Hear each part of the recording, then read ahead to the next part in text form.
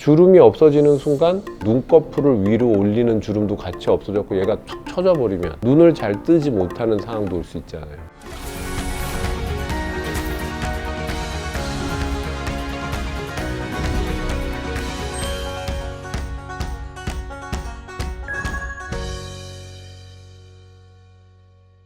진짜 환자분들은 저한테 엄청 많이 질문하시는 것 중에 하나예요. 뭐 백내장 수술 특히 하고 나서 쌍꺼풀 해도 돼요? 눈 처진 거 해도 돼요? 여기 주름 이거 주사 맞아도 돼요? 정말 많이 물어보시거든요. 대부분 됩니다. 한 일주일 지나고 나면 다 하시라고 설명드리는데 보톡스, 필러 이런 거 안전하게 잘하면 별 문제는 없어요. 보톡스는 보툴리누스 균의 독소예요. 보툴리누스라고 하는 이제 균이 있는데 흙 같은 데 삽니다. 걔네들의 독소가 있는데 이 독소를 정제해서 적당한 정도의 강도로 약으로 만든 거죠. 보툴리누스 톡신이라고 하는, 그래서 이제 줄여서 보톡스라고 부르는데 그 한 100년 내에 가장 혁신적인 의료 발견이 아니었나, 전 그렇게 생각이 됩니다. 정말 많은 곳에 쓰이고 있거든요. 제일 흔하게 쓰는 거는 주름 같은 걸 없애는 거예요. 자, 주름은 왜 생기냐면 근육이 계속 쓰다 보면 굳어질 수밖에 없는 게 나오겠죠. 제일 흔한 경우는 이제 미간 주름 같은 겁니다. 네. 그 다음에 우리가 여기 이렇게 심술구져 보이는 뭐 이런 라인들이 얼굴에 이제 생기게 돼요. 유명한 헐리우드 배우 보이시죠? 자, 이분 연기를 해야 되니까 찡그려야 된단 말이죠. 찡그리면 미간에 굉장히 굵은 주름이 생기게 되고, 자, 이 주름이 오래 생기면 근육이 이제 막 경직이 되니까 이건 마사지 한다고 펴지지 않는 거죠. 그래서 이 근육을 약간 마비시키는 겁니다. 약한 독소를 주사해서 근육이 뭉치지 못하도록 마비시키면 그럼 주름은 없어질 수 있잖아요. 예, 그게 보톡스의 원리예요. 그런데 절대 하면 안 되는 곳들도 일부 있어요. 그리고 그런 환경들이 있습니다. 그래서 이거는 문신이라든지 네일샵 이런 식으로 취급할 수 있는 건 아니에요. 이건 굉장히 눈 주변 얼굴 근육 등등을 잘 아는, 해부학을 제대로 공부한 의사 선생님이 시술을 해야만 하는 직접 그런 거예요. 이게 노안하고 관련이 좀 있어요. 노안이 오면요, 이 잔글씨가 잘 안 보여요. 이런 게 찡그리고 보게 되는 거죠. 이렇게 하고 찡그리고 보다 보면 눈 주변에 반복적으로 힘을 주면서 근육이 경직돼서 주름이 생길 수밖에 없다는 거죠. 일단 외모적인 것만 고치기 위해서 주름만 없애기 여기다가 주사해 주세요 하고 해버렸단 말이에요. 자, 보톡스 주사가 들어가면 그게 약 기운이 떨어질 때까지 최소 3개월, 길게 가면 6개월 정도 가거든요. 주름이 없어지는 순간 눈꺼풀을 위로 올리는 주름도 같이 없어졌고 얘가 툭 쳐져 버리면 눈을 잘 뜨지 못하는 상황도 올 수 있잖아요. 고개 들고 이렇게 앞을 봐야 된다든지 무거운 안경을 쓰고 계속 지냈단 말이에요. 그럼 안경을 계속 끼면 안경은 중력에 의해서 내려가죠. 눈꺼풀을 들어 올려서 앞을 볼 필요가 별로 없을 거 아닙니까? 무거운 안경이 아래쪽에 있기 때문에 아래로 보는데 익숙해져 있다는 거예요.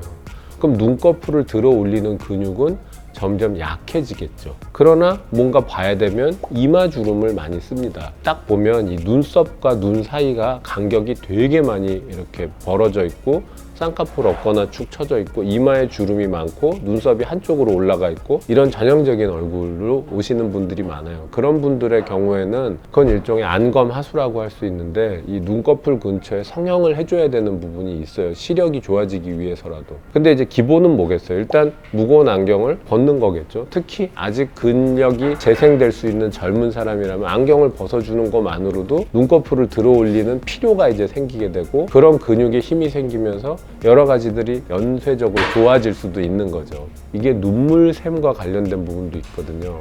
눈물샘이라는 건 근육이 움직여서 짜줘야 나오는 거고 여기다가 주름, 잔주름 없애지라고 잔뜩 보톡스를 맞아버리면 갑자기 눈물이 줄줄 흐르는 일도 생길 수도 있다는 거죠. 필러라고 하는 제품도 되게 많이 쓰잖아요. 그 닭 벼슬에 있는 특성 세포들을 배양을 해서 말랑말랑한 물질들을 이제 대량 생산을 할 수 있게 된 거죠. 인공적으로 무균실에서. 굉장히 여기저기 많이 씁니다. 그게 이제 하이알루로닉 액시드인데 그거를 묽게 만들어서 눈물약으로도 쓰고요. 인공관절이나 여러 가지에다가 좀 딱딱하게 해서 쓰기도 하고 안과 수술할 때는 안구가 찌그러지지 않게 공간을 유지해주는 충전재로 쓰기도 하고요. 꽤 긴 시간에 걸쳐서 서서히 녹도록 만든 거는 바로 필러가 되는 거죠. 공간을 채우는 형태로 쓰는 거예요.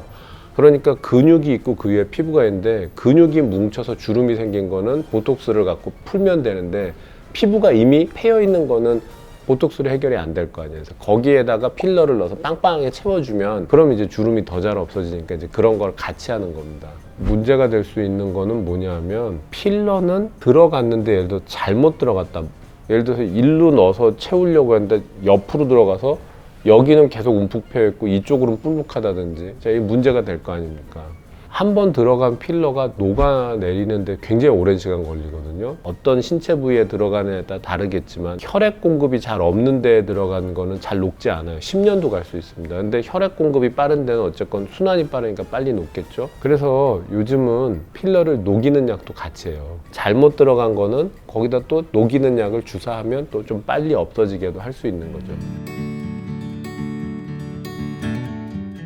그래서 이런 보톡스나 필러를 가지고 주름이라든지 이런 거를 조정하면서 관상에 대한 것도 좀 바뀔 수 있게 된 것도 있어요. 성형을 통해서 바꿔지는 운명도 저는 일부 있다고 보거든요. 왠지 늘 걱정이 너무 많아 보이고 박지 않고 심란한 느낌을 줘 라고 해서 만약 이 사람이 손해가 있었다면 보톡스랑 필러 같은 걸로 이 주름도 없애고 입 주위도 밝게 해서 웃게 표정도 자연스럽게 그렇게 만들어서 사업이 더 잘 될 수도 있는 거니까. 단 이런 주름이 생기게 되는 기본 원리를 정확하게 이해하고 아주 잘 문제를 풀어내지 않은 상태에서 덜커덕 모양만 잡자라고 하다 보면 모양도 잘 해결이 안 될 뿐더러 역효과가 나올 수도 있다. 그 점에 대해서는 꼭 신중하셔라. 그래서 그런 부분들에 대한 거는 안과 선생님하고 좀 상의를 하셔야 될 부분이 있습니다. 네, 감사합니다.